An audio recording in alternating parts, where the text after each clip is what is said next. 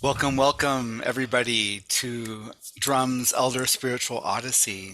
We're so glad you're with us. What a beautiful gathering this afternoon, this evening, wherever you are. We're glad that you're here. I'm the Reverend Joseph Santos Lyons. I am the community minister with DRUUMM, and I want to give a shout out to Jolanda Walter, our administrator, and a thanks for the beautiful setup for today's session. Just wanted to say just a couple words about why we're doing the Elder Spiritual Odyssey. This is a program that we started several years ago in the midst of a number of our beloved community members who passed away. It was deeply kind of, I think, triggered by particularly Hope Johnson, who I know her sister Janice Marie Johnson's here, who was our longtime chaplain, passing away quite suddenly for us. And in that time, we have been talking about wanting to connect with many of the folks who had helped to build DRUUMM over the last 25 years. And really in her kind of spirit and her vision, we began to host these gatherings once or twice a year to connect with a person of color, a DRUUMM longtime member and leader, to share their journey as someone who is in elderhood. And for us as an intergenerational community, we're invested in storytelling, in collecting histories and herstories, and to be able to have a deeper sense of who we are as both Unitarian Universalists and Black, Indigenous, and people of color. We know that there are growing sources around our association, and we're glad to be a part of them. So also want to just lift up the Sankofa Special Collection at Meadville Lombard, which has been collecting many of our records in a really wonderful way, and many of you who have written and shared and hold these stories. And so with that, we will enter into this space and we will be opening with a grounding prayer. Good evening, friends. Welcome. My name is Reverend Martha Valentin, and I am honored that Taquiena has asked me to gather us in prayer. I have known Taquiena since I was a seminarian, and I'm about to celebrate 20 years of ordained ministry now. And although I don't recall exactly where I met her, I knew that I wanted to get to know her and got my opportunity when she hired me into the Identity-Based Ministries staff group. A great gift of that time was experiencing Taquiena's extraordinary supervisory skills. She brought to bear a sense of community, building lasting relationships with each of us. And after many conversations and experiences together, here we are. Before we enter into our prayerful time, will you join me in taking a life-affirming breath of gratitude? Taking a breath, we tune into how all of our parts are feeling in this moment as we arrive to this special and sacred gathering. Let us take a moment too, if you have a chalice nearby, to bring collective and loving UU light into this moment by lighting our chalices, representative of each of our spirits and souls, bodies, and hearts. And with these collective flames, bless our beautiful yet hurting world.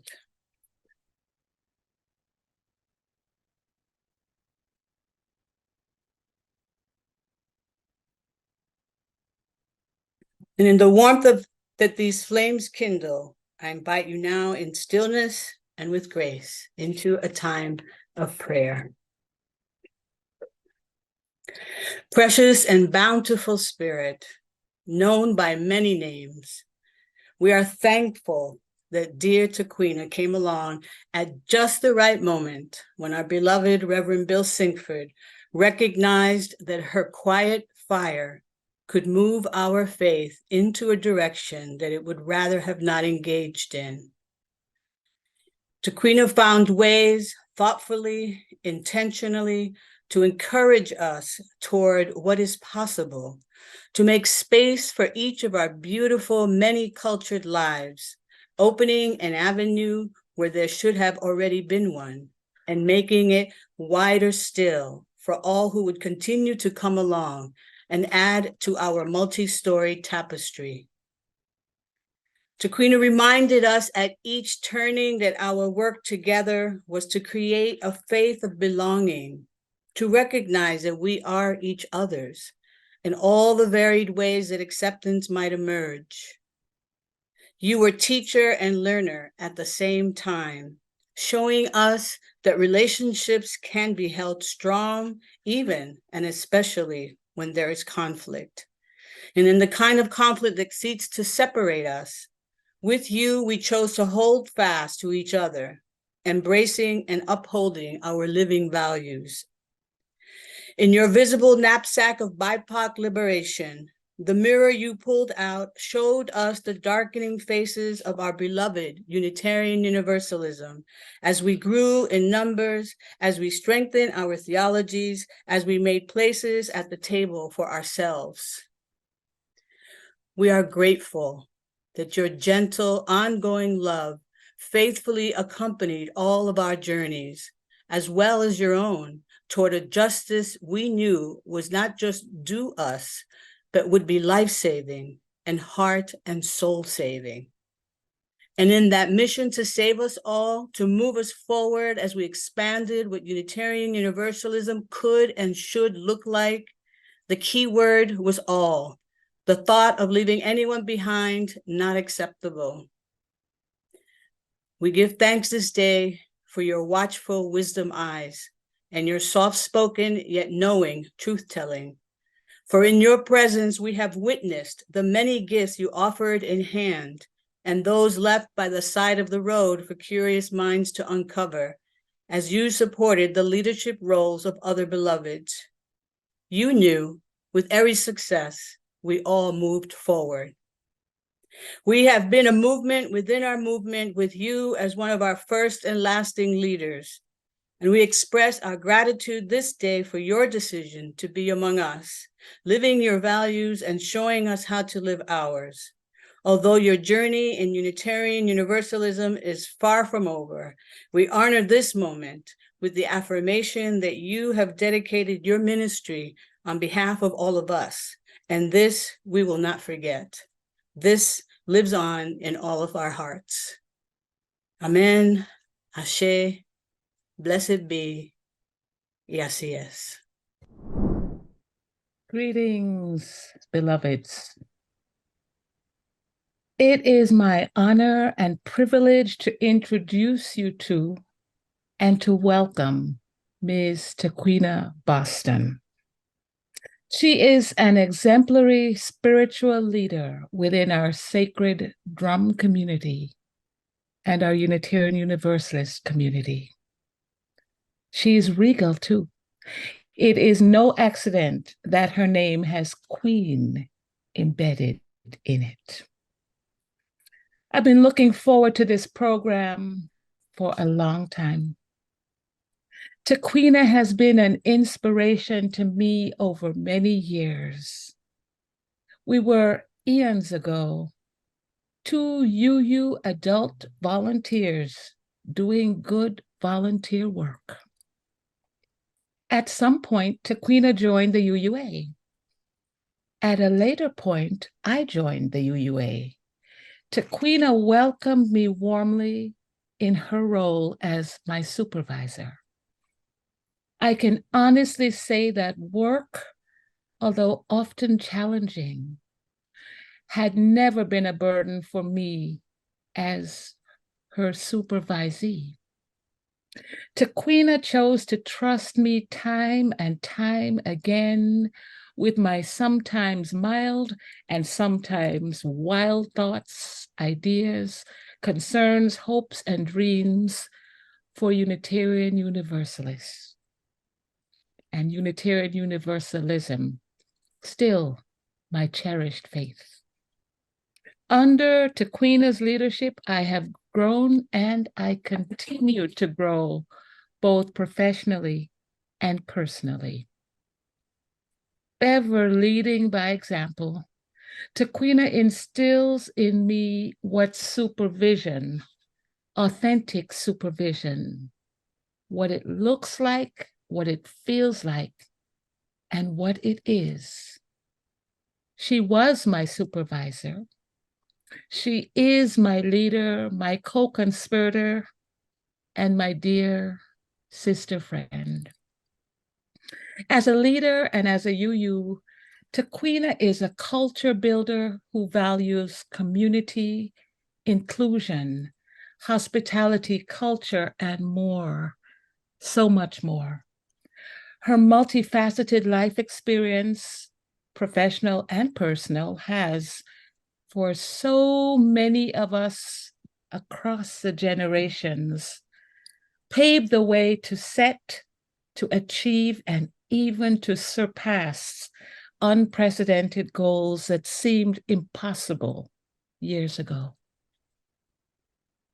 As a sister friend, precious memories of our families being in multi-generational community come to mind in New York, Washington, D.C., Boston, Baltimore, and elsewhere across the national landscape.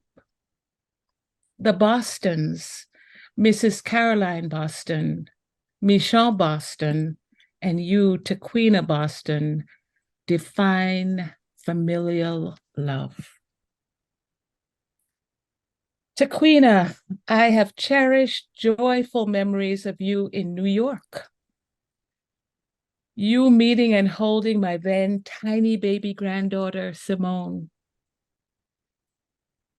Me being enthralled, watching you playing as though enraptured with our cats, Rafa and Luna. Strolling through Park Slope looking for that divine cup of coffee. Vintage shopping, enjoying the occasional perfect grapefruit mimosa. And dining at Madiba, my favorite South African restaurant, honoring my beloved comrade, Nelson Mandela.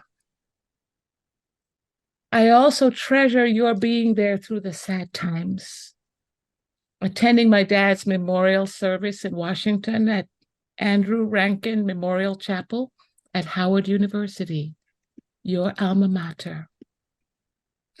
Attending Luna's memorial service over Zoom. Saying farewell to Hope via phone when she was in the ICU, and then cradling me with your love from the distance after she died. During tough times, your loving support always helped me get back on track. And without question, our good times far outweigh our bad times. Taquiena, you have given us and you continue to give us, all of us, personally and professionally, much to be grateful for. And for this, we give thanks. And now, without further ado, let us welcome our beloved Taquiena Boston. Thank you all for being here and for this opportunity to be honored in the drum community, which is a community that is very close to my heart. I started this examination of my spiritual odyssey asking, what does it mean to be spiritual? And what I came up with was that it's the awareness that all existence is connected and sacred. It's understanding that my words and actions have impacts and consequences beyond just me, and that I am because of all who have gone before me, all with whom I share this life, and all who will come after me. My earliest memory of the sacred happened at the beach when I was about 3 or 4 years old. It was the first time I had seen the ocean. And as I recall that day, my memory is of being both in the experience, but also feeling like I was observing myself having the experience. This is what happened. I'm with my mother, father, and a group of cousins. I'm wearing a little sunsuit, and my cousins are urging me to go into the water, but I'm not budging. Instead, I go right up to the shoreline, sit myself at the edge where the waves come up, and as they're whirling around me, I'm splashing in the water. Then it was as if I had heard a voice say to me, "It's okay, you can go in the water now." So I stood up on my little legs, walked calmly into the ocean, and from that time forward, when I heard we're going to the beach, I just reacted with great glee. People ask me if I grew up a Unitarian Universalist. Well, there were certain indications in my early spiritual formation that leaned me in the direction of this faith. Like when I got to the end of a Billy Graham evangelical Bible curriculum, where I was supposed to declare I accepted Jesus Christ as Lord and Savior, I knew that hadn't happened for me. At age 9, I wanted to debate the Sunday school teacher in the next room with the all-male middle school Bible class about his dogma. I was a big Louisa May Alcott fan and resonated with Little Women. I had been inspired by Clara Barton's life and had read Emerson and Thoreau. I attended Taft Junior High School, named for President William Howard Taft, who was a Unitarian, and he had attended All Souls Unitarian Church in DC. Recently, I learned that Channing Street in DC is named for William Ellery Channing, whose quotation, "I am a living member of the great family of all souls," sits on my church's altar table. So while Unitarian Universalism is not my childhood faith, I did grow up spiritually and theologically in Unitarian Universalism. My first religious educators were family.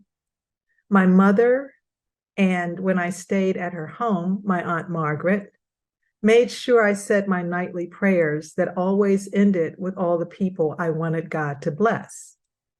I was given children's versions of Bible stories and from time to time was sent to neighborhood Sunday schools. But my main religious education was about learning empathy, thinking about how I might feel in another person's situation and what impact my words and actions could have on other people's feelings, especially feelings of respect and belonging. My mother passed 2 spiritual pieces of wisdom to my sister Michonne and me. One, God works through people, so you have to let people know what your needs are. And second, you need a church because you need a community. When my mother, Sister Michonne, and I went to church, we attended St. Paul African Methodist Episcopal, a Black congregation that had moved from Southwest DC to Northwest and was housed in a former synagogue. The Stars of David were still on the stained glass windows. My father didn't attend church with us, but listened to gospel music that made him teary on Sunday mornings. He would point out the names of flowers, trees, and birds on our walks. Though I hated the radio gospel music as a young child, now, like my dad, I get teary when I listen to gospel music and spirituals like Come Ye Disconsolate. And as a UU, I also get teary when I sing Spirit of Life or hear Blue Boat Home. My childhood and youth were during the civil rights movements, and what my family and community saw on TV became the starting point of many conversations about race and racism. I was enrolled in Kingsman Elementary School, where the white principal of this 99% Black school, maybe there were a handful of children with other Black, Indigenous, or people of color identities, but no white children. Mrs. Eric did not allow the mostly Black teachers to give us A's. The highest grade we could get was a B+. Literally, we could not get an A for effort, which was one of the areas we were graded on. The irony was that in my elementary school, every morning we recited the Pledge of Allegiance to the flag with hands over our hearts and the closing words of "with liberty and justice for all." 1968 was a particularly formative year in my spiritual journey. I have a diary from that time given to me by my mother the Christmas before. My diary contains ordinary concerns of my 14-year-old self: grades, friction with parents, not seeing myself as attractive, schoolmates, and stealing glances at the boys who rode the bus to John Carroll Catholic High School. It includes prayers and conversations with God, and I wrote about the political and social turbulence of that year, a year of assassinations, Reverend Dr. Martin Luther King Jr. and Senator Robert F. Kennedy, protests on college campuses and in the streets against the Vietnam War, racial uprisings labeled riots, the Poor People's Campaign and Resurrection City, and the election of Richard Nixon as President of the United States, which even then, at 14, I took as a sign that my country was pulling back from the gains of the civil rights movement. It was also that year, in July of 1968, that I had an identity shift from Negro to Black. It was during Reverend Dr. King's funeral that I watched on television with my family that I had this revelation. In my diary, I wrote, "I cried because of the loss of Reverend King. When I think of him, I realize how wrong I was. All I ever wanted was glory for myself. It's time I and the nation made a change." I came to Howard University, an historically Black university in Washington, D.C. in 1972 to major in theater with a concentration in directing. My freshman year at Howard, I would call the source of my first spiritual identity crisis. It was at 19 when my working class image of educated people as exemplars of ethical and just behavior was challenged as I observed the sometimes rabid competitiveness in the academic world. I went looking for a spiritual anchor, but was set adrift spiritually, held lightly by Aldous Huxley's The Perennial Philosophy, Joel Goldsmith's Christian mysticism, Zen Buddhism, and spending many hours in the Howard University School of Religion library reading Howard Thurman. Zen Buddhist truths totally turned my theological worldviews upside down, especially the understanding that the only thing that is permanent is impermanence or change. It would have been great to discover Unitarian Universalism at that age, but it wasn't until I was a young adult, around 27, 28, that I found All Souls Church in Washington, D.C. Curiosity first brought me to All Souls.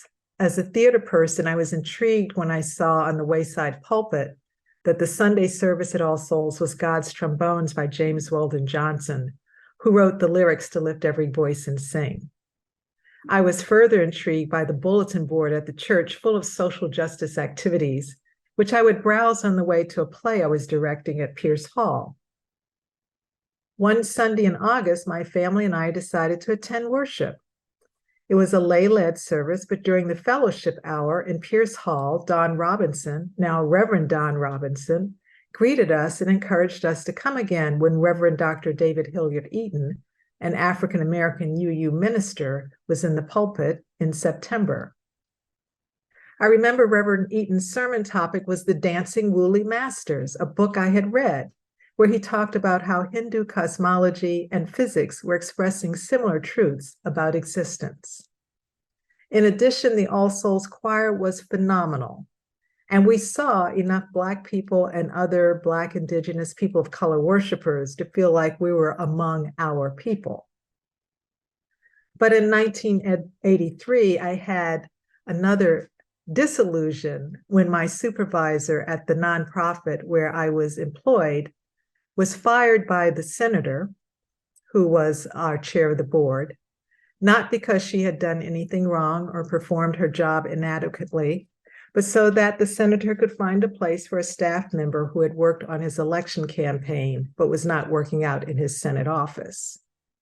This occurred simultaneously with a stressful trip to Italy, my first time crossing the Atlantic, my first food allergy episode, and my first panic attacks, which even took me to the hospital emergency room. I wondered if my psychological pain was related to abandoning my childhood faith. But Thanksgiving 1983, Reverend Harry Green, a white associate minister at All Souls, preached a sermon, the title of which was something like, "If it looks like a duck and quacks like a duck." I cannot tell you exactly what Reverend Green said, but his words made it seem like he had been present in my bedroom with my mother and me during that morning's crying spell. And my mother and I both had tears in the pews because we were having that same thought.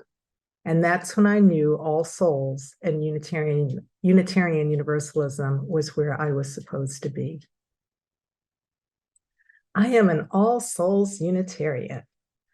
I and other Black members of All Souls would say that with such energy and pride. I am an All Souls Unitarian. But in 1998, when Reverend Dan Aldridge, All Souls' second African-American UU senior minister, was dismissed through a congregational vote, I saw that All Souls was not a racial utopia. And my subsequent years of work at the UUA revealed that, yes, All Souls has its own unique history and culture, but conflicts involving BIPOC ministers and that sense of exceptionalism about being Unitarian Universalist were characteristics we shared with other UU congregations. When I left All Souls for 10 years in 1998, community was what I missed most about not being a member of the congregation.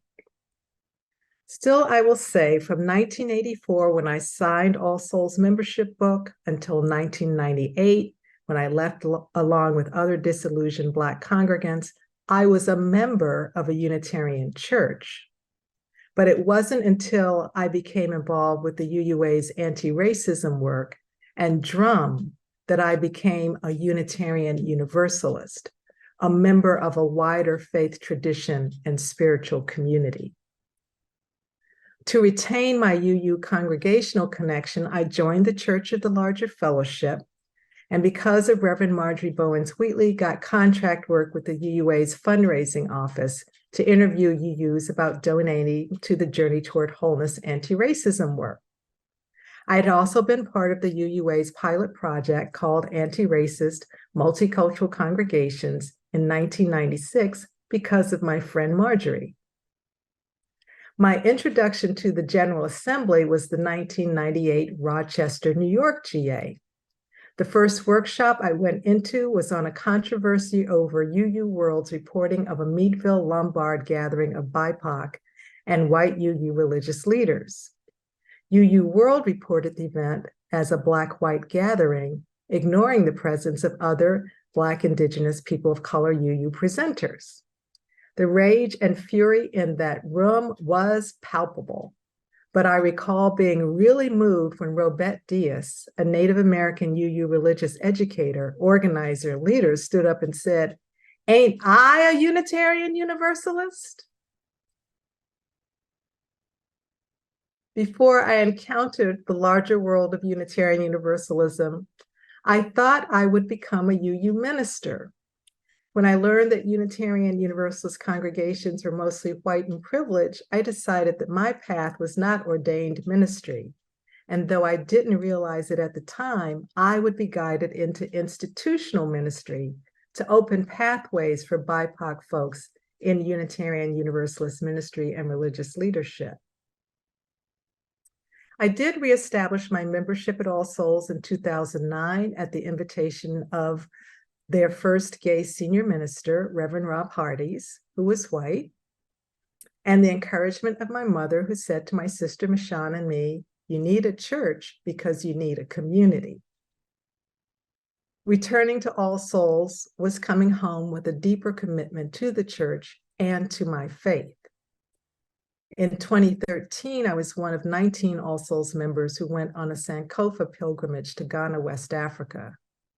The pilgrimage was organized by then Associate Minister, Reverend Dr. Susan Newman Moore, an African-American minister, religious educator Nikivier Thomas, and Dr. Mark Hicks.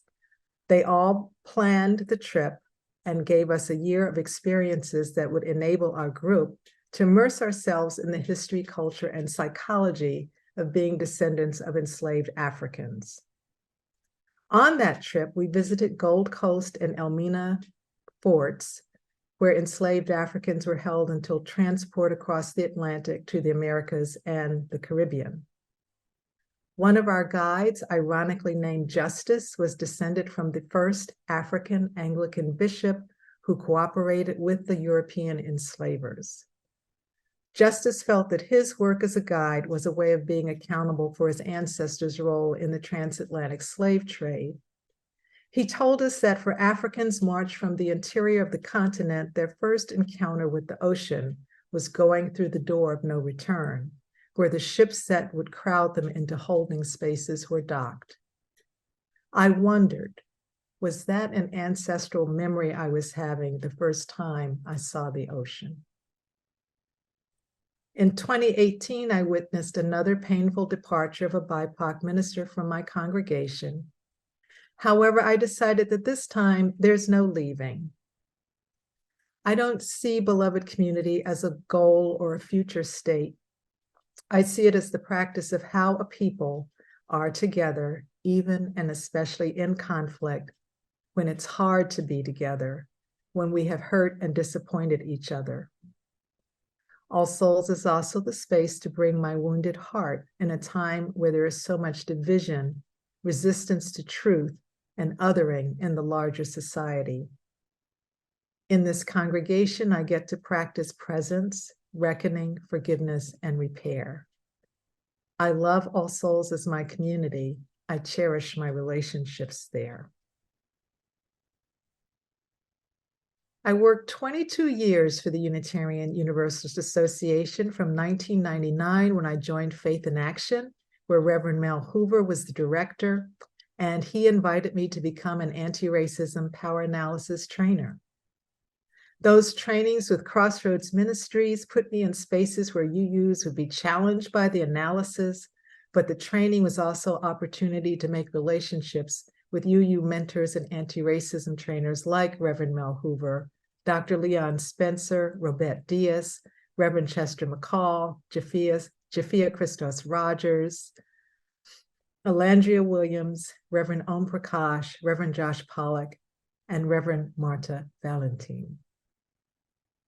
During one training at a New England church on the Cape, I was dealing with a scary health-related situation. Marta, who had spent our free morning gathering rocks on the beach, pressed a smooth oval stone in my hand and said, "When you're going through something hard, it helps to have something to hold on to. So I picked this stone especially for you, so you'll have something to hold on to." God works through people. My tenure at UUA intersected with 5 presidencies over those 22 years. Each presidency had initiatives in response to UU congregations and Unitarian Universalist aspirations and resistance to systemic and institutional anti-racism work.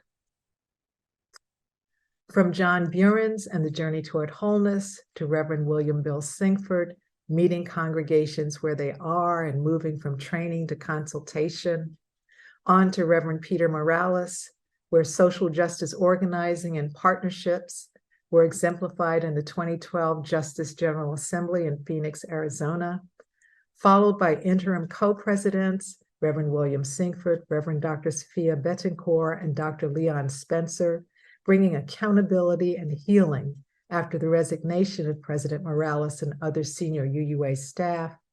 And finally, in my tenure, Reverend Dr. Susan Frederick Gray, whose work focused on institutional inclusion, equity, and change, and partnered with the work of the Commission on Institutional Change.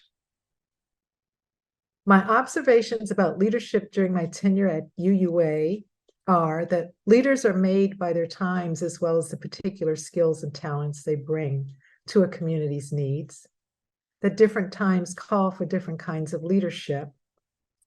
The ability to adapt without losing focus on the larger mission, purpose, and goals is critical. You can't lead people faster than their capacity to change. Leaders nurture other leaders, and leadership is not a solo act. The early years of the journey toward wholeness were rocky. UU congregations were either trying to figure out how to transform or actively resist the journey toward wholeness. This was also when I learned about DRUUMM and had the blessing of being part of DRUUMM retreats at Murray Grove, where the generations worshiped, celebrated, cooked together, played games, cried, and as Reverend William R. Jones would say, cussed and discussed. DRUUMM was originally an organization of BIPOC ministers and open to provide a space of cultural and spiritual community for BIPOC UUs, and a space where that leadership and organizing was nurtured. DRUUMM and working with BIPOC UUs taught me a lot about staying in a relationship when it was hard. I heard Toni Morrison say about her experience at Princeton that we didn't want to move to the center. We wanted to make the margin so interesting that the center would move to us.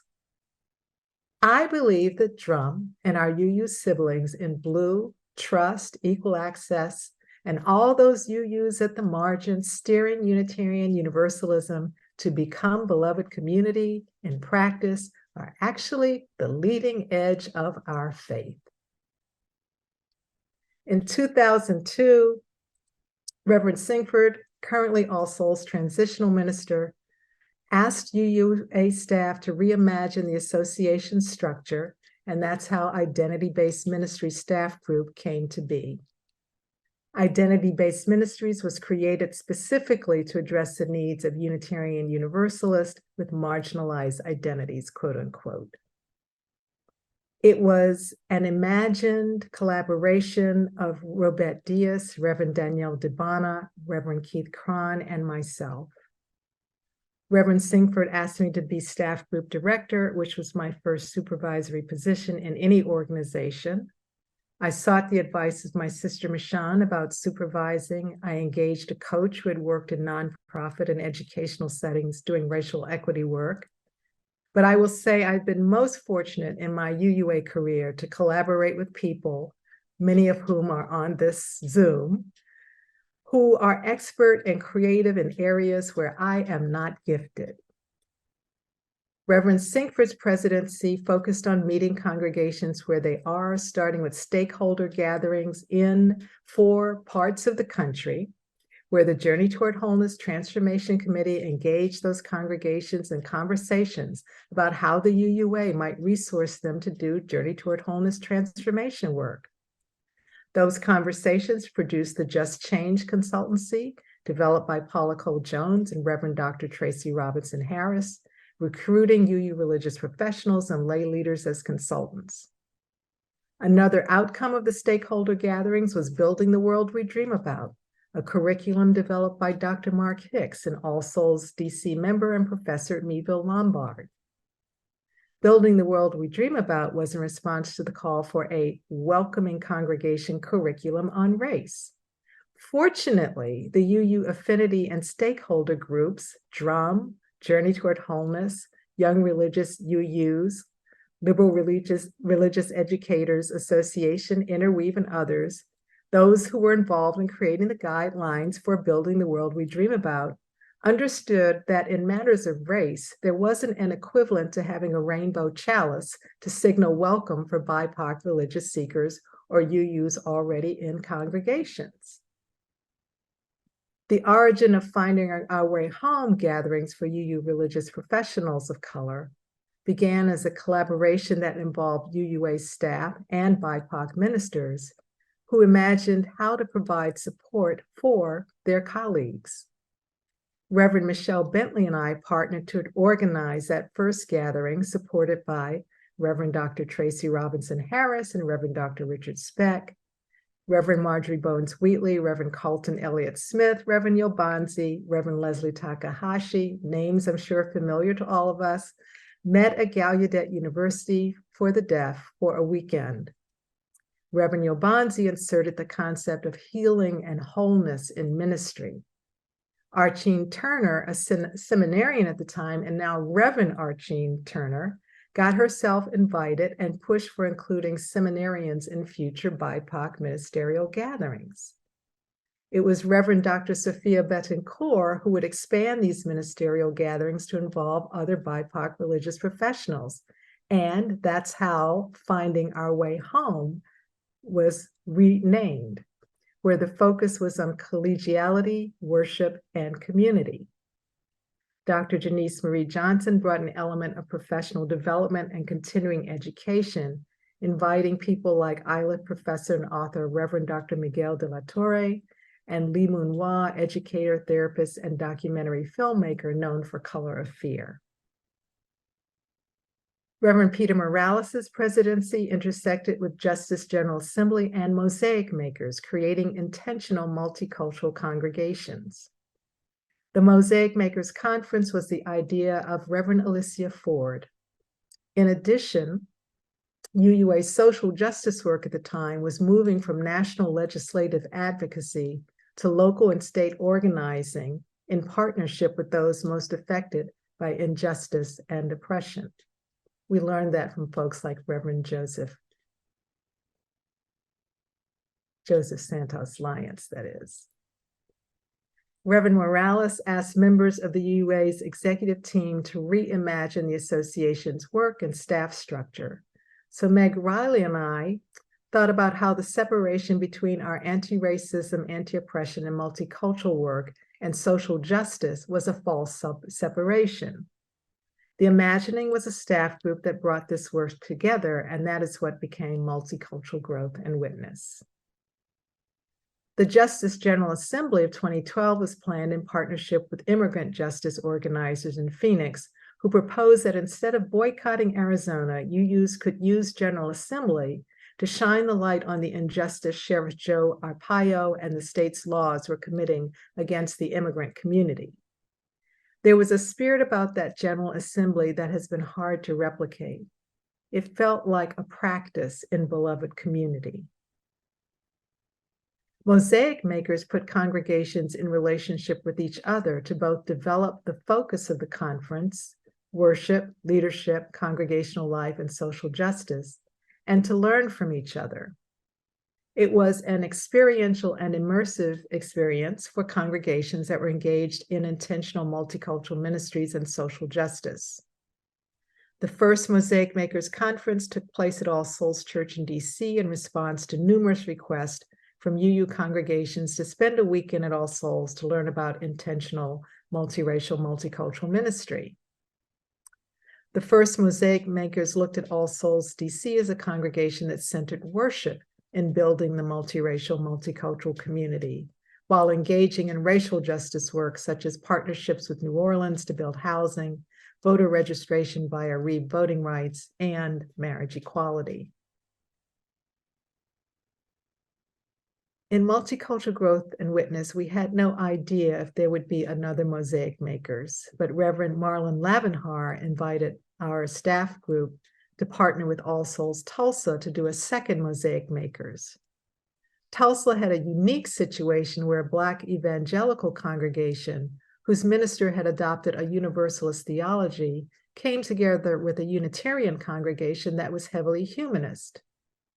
Their ministry was built around social justice and fellowship, and there were 3 worship services to accommodate the diversity of worship culture.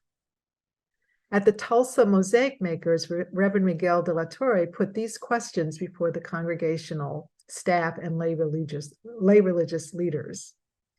Why do you want to become multiracial, multicultural?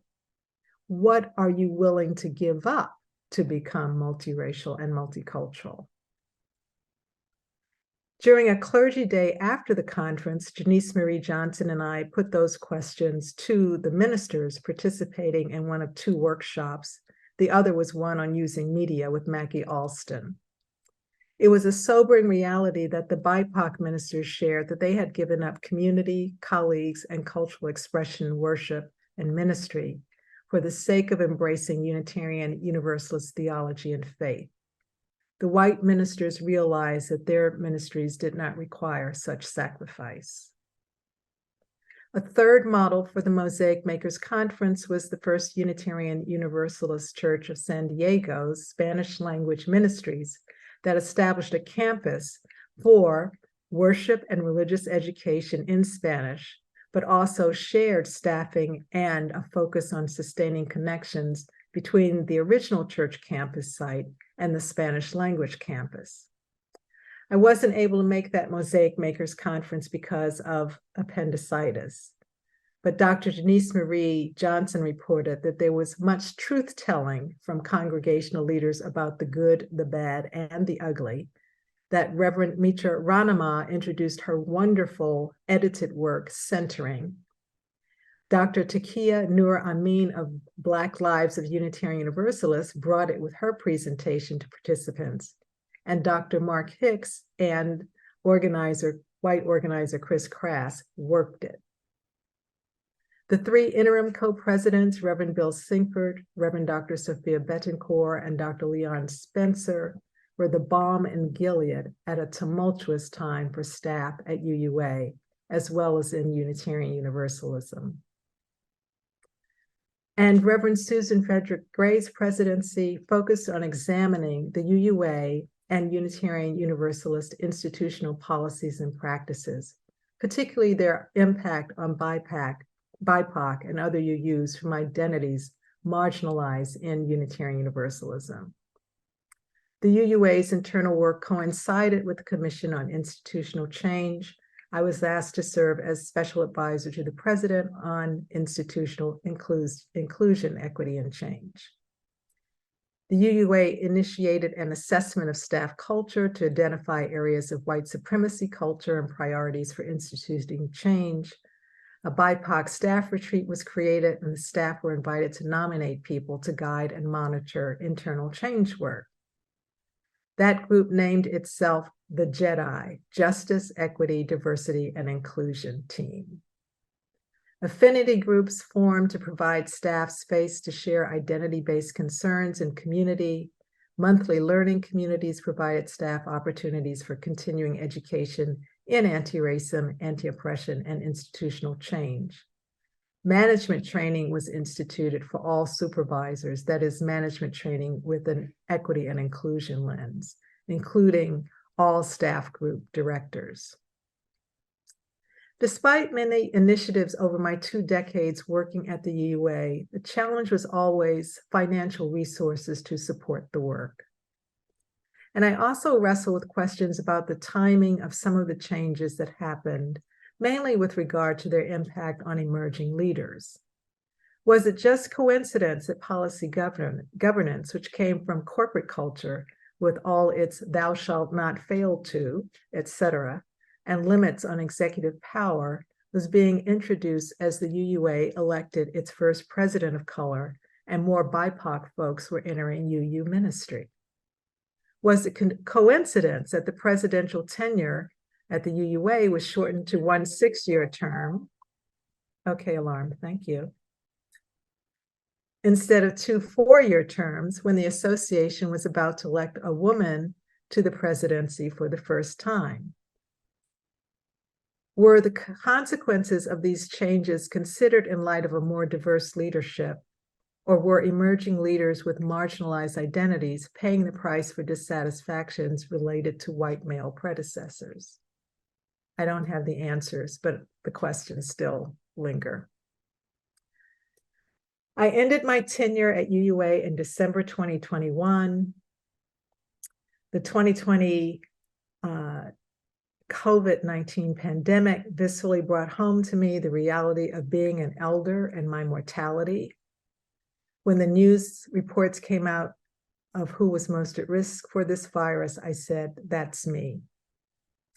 At the same time, with the uprising around George Floyd's murder by police It was also an apocalyptic time. The curtain was pulled back to reveal injustices that could no longer be hidden or ignored. And yet, despite these times calling for reckoning and repair, the resistance to transformation, the backlash, and the divisiveness is heartbreaking and angering. Now, with more years behind me than in front of me, I reflect on how am I called now? I have let go of the leadership role and instead focus on nurturing and supporting others' leadership.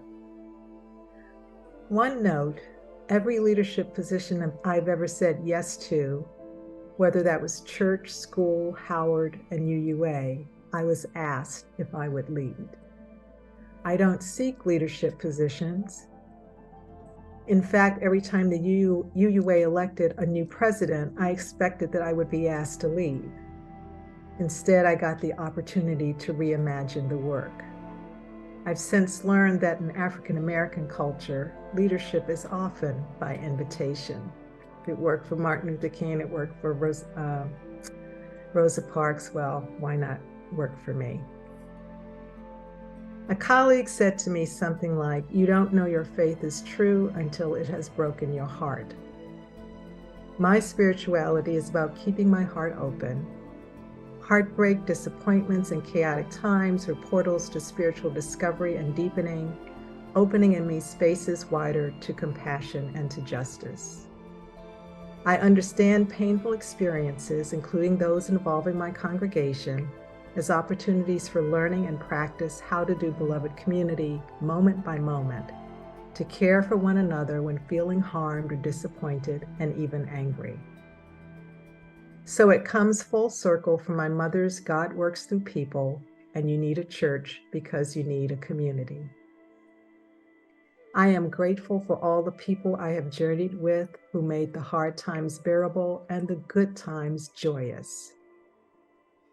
In my Oprah moment, what I know for sure is that we need one another. We heal one another. We are each other's blessing. In this DRUUMM virtual space with all of you, I am in the presence of the holy, and I am tremendously blessed.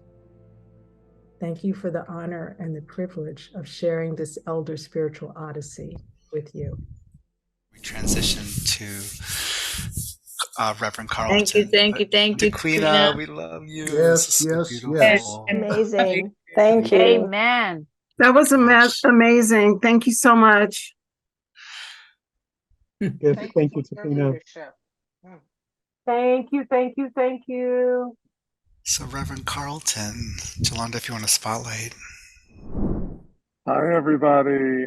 Thank you, Joseph. I am so delighted to be here this evening. You all can hear me, I think. I'm using my phone. You all are hearing me? Okay, good. Thank you, yes.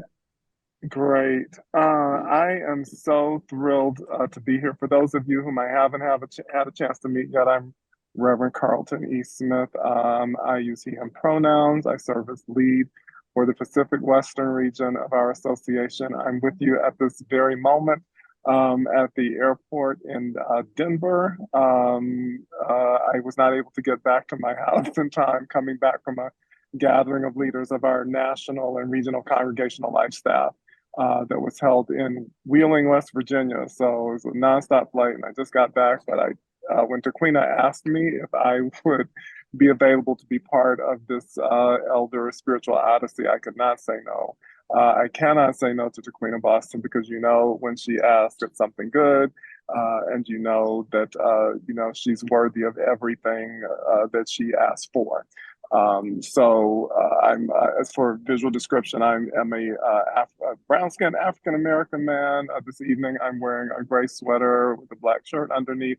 My backdrop is the Red Rock formations at Garden of the Gods in Colorado Springs, where I currently reside, and that's all against a blue sky.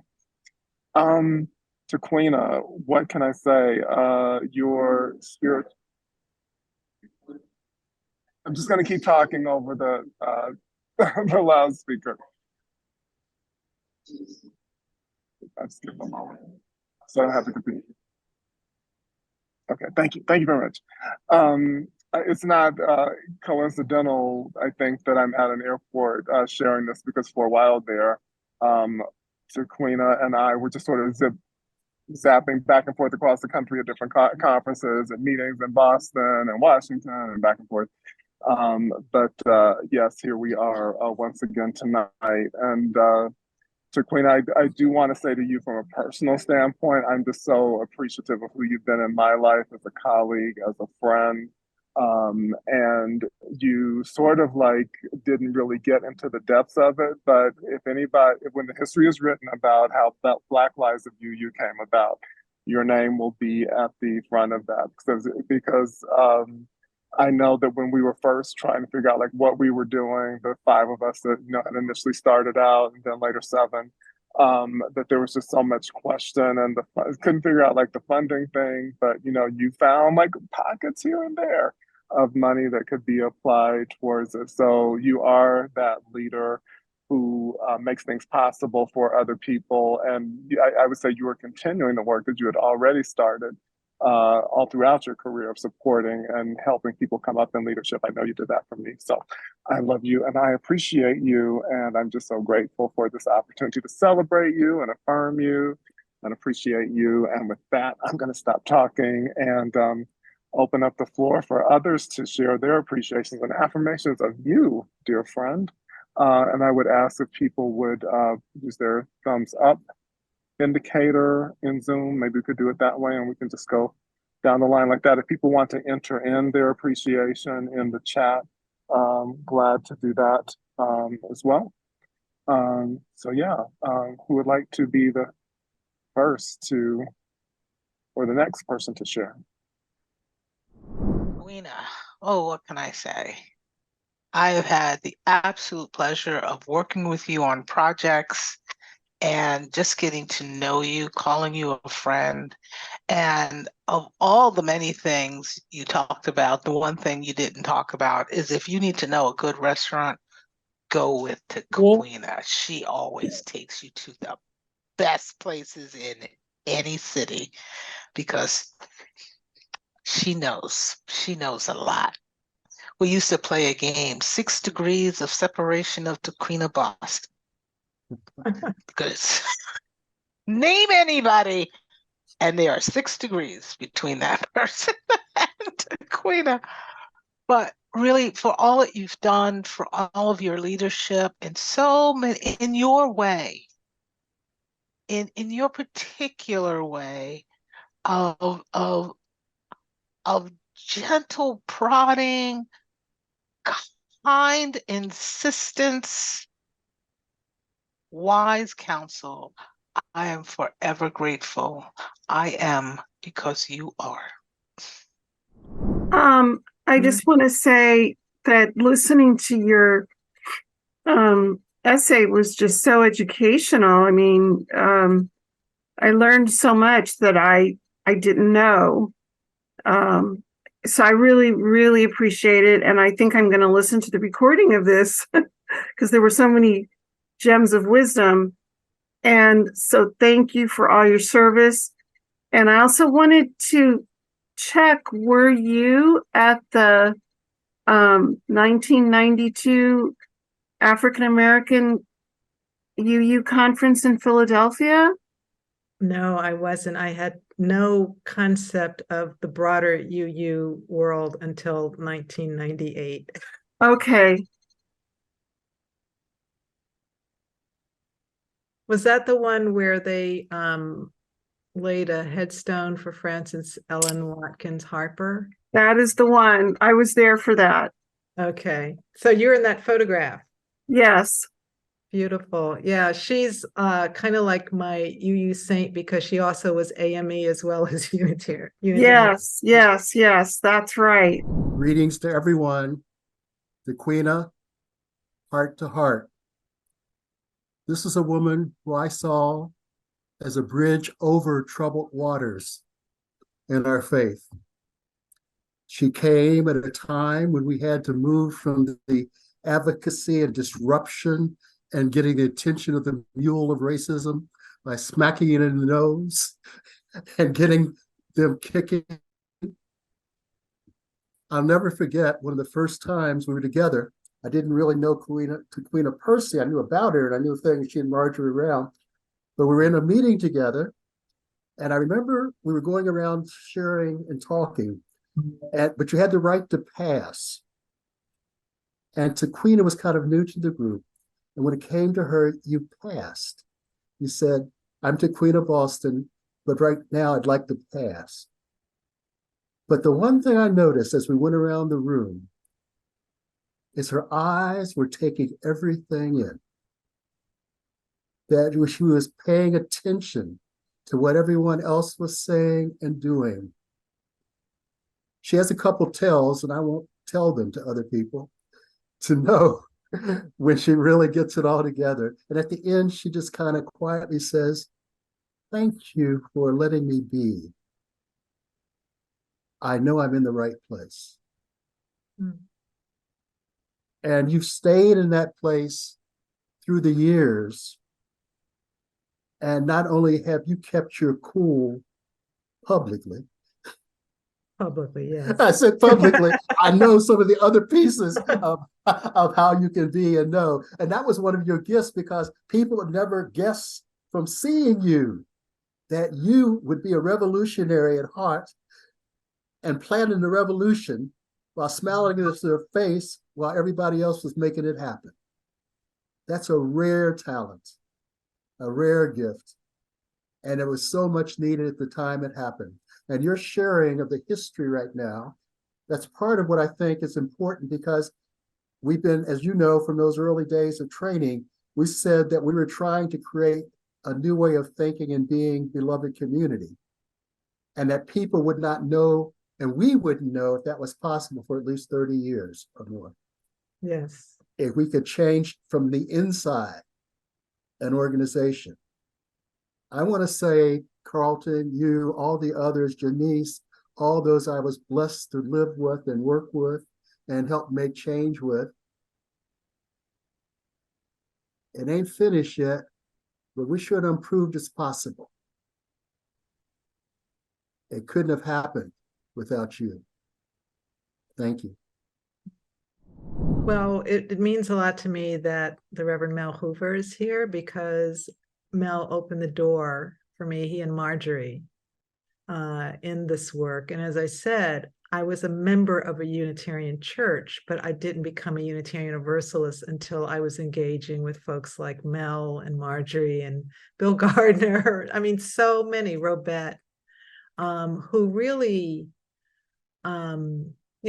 different times require different kinds of leadership, and all of the leadership skills are needed. It's just that there's a Rosa Parks way of leading, and there's an ML King way of leading, and then there's all that between, that kind of, more extroverted, more introverted. But the thing is,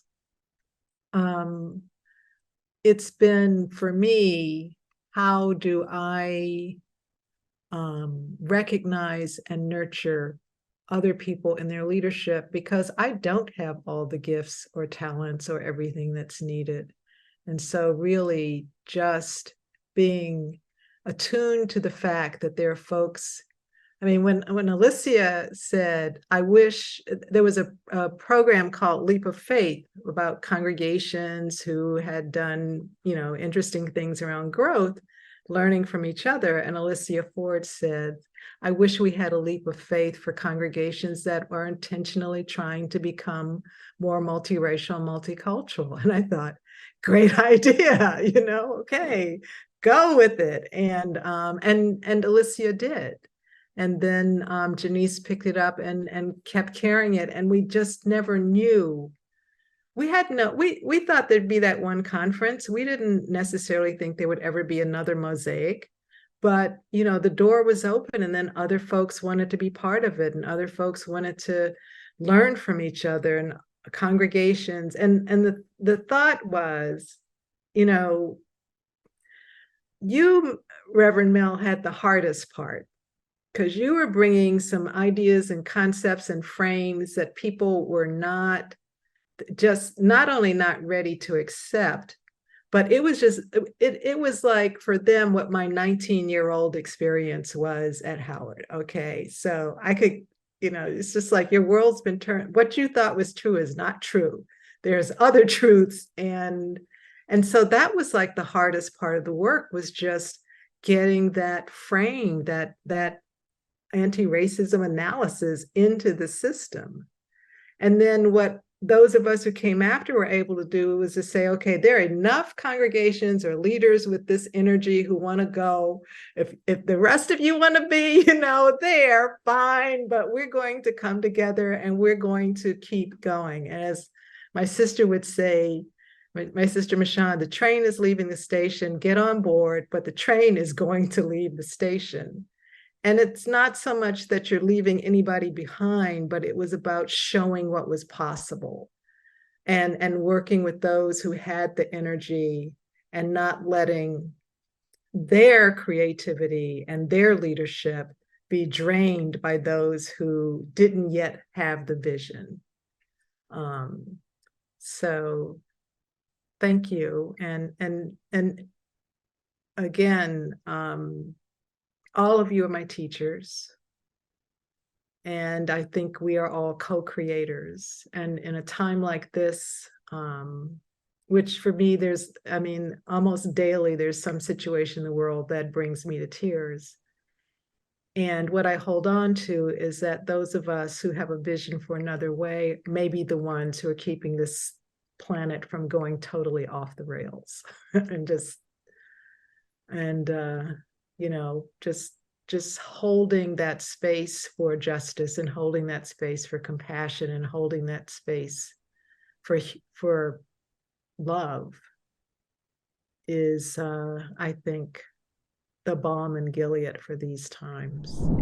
So thank you again, Taquiena. I was just thinking as you were doing such a beautiful job of articulating many of the people who have moved through the association and you've had contact with and been shoulder to shoulder with, that you're one of the only women of color I've ever known who's spent 20 plus years at the UUA and has been able to sort of leave on your own terms and have kind of this space to connect. I'm thinking about Jackie James as someone else who was there for a long period, who still kind of is, engaged from time to time now that she thinks she's almost 90. But it really felt like we had gone through a series of many folks of color who just got sort of churned up in the system at different points in their careers. And, I survived 10 years there. And I remember when you were coming in as I was leaving, just we're operating in such a different world today. And a lot of that is really thanks to you. And I'm really happy that we're able to create this space to hold and honor and also remember this, because I think we live in a world where revisionist history still happens. We see it politically and we see it in other places and not just in America. I'm living now in Southeast Asia. It's a tool of dictators, right? And so for us to be able to resist, to remember, to hold, I thank you for that. And I just, even however much we've connected, I learned so much just in this sharing your Odyssey this evening. And I'm looking forward to the next time that we get to break bread as well at some point. So thank you again. And thank you, Carlton. Thank you, Taquiena, for allowing me to give some closing words for this wonderful event. So my name is Shige Sakurai. I go by they, them pronouns, and I'm wearing black. I am a non-binary Japanese and European descent mixed race person in my 40s, and I have black wavy hair. I've had the pleasure to know Taquiena and become friends with Taquiena over the last 3.5 years. And honestly, I never expected to make any friends during a pandemic and totally online. I only hope to have just enough social contact to survive these times. But at DRUUMM and among UU BIPOC folks, I made friends in the online space who didn't just say hello in a group setting, but who asked to get to know each other better and to chat one-on-one. I see a few of you here. Taquiena and I met in that way. We met online at a coffee hour for All Souls Church DC. We found in common our great love for diversity, equity, and justice work, which had been strewn throughout our lives and careers, and I'm grateful for this opportunity to share with you some closing words as we depart today, some words that you can reflect upon as we go forward. So I'm offering this in sort of a reflective form, and I may pause for a few seconds between some of my questions for you all. In witnessing Taquiena Boston's journey, in immersing in her story for a moment, what spoke to something deeper within you? In the ebbs and flows of your ocean, what does Spirit have to share with you or ask of you today? Rooted in your relationships and communities, in the needing of community, what are the blessings you receive or that you give? I hope you can take some of these questions with you this evening. With profound gratitude for Taquiena and her reflections today, let us deepen in possibility, deepen in love. Let us seek and find ourselves and our callings towards yes, towards healing, towards transformation, all while anchoring in faith and community together for the journey. May our ancestral memories transform into healing and dreams for the future. Blessings on Taquiena, blessings on those gathered or witnessing these stories, blessings on all existences, blessings on your journeys. Amen, and so may it be.